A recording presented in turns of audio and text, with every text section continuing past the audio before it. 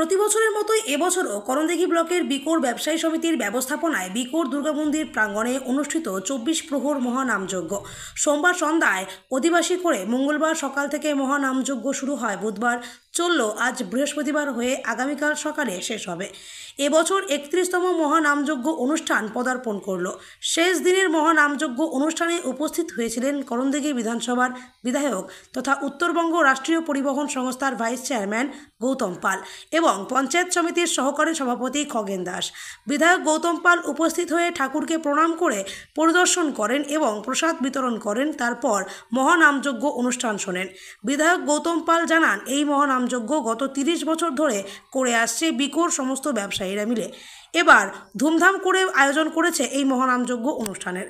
এই ঐতিহ্যবাহী মহানাম কীর্তনে করণদিঘি ব্লক সহ পার্শ্ববর্তী রাজ্যে বিহার থেকে ভক্তরা আসেন। হাজার হাজার ভক্তদের সমাগম হয় এবং প্রতিদিন খিচুড়ি ভোগের ব্যবস্থা করা হয়।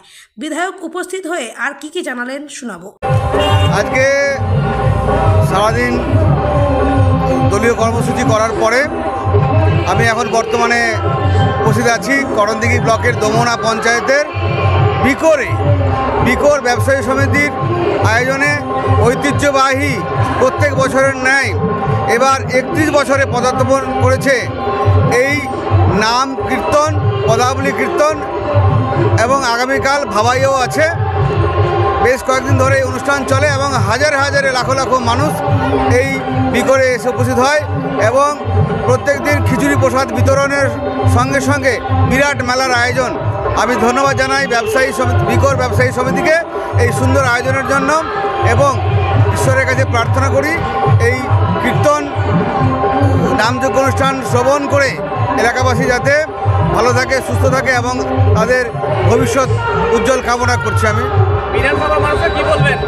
সকলকে শুভেচ্ছা, অভিনন্দন। হোলি উৎসবও আসছে, আগামীকাল থেকে হোলি আছে, অতএব সবাই আমরা সুষ্ঠুভাবে আমাদের অনুষ্ঠানগুলো পার করব।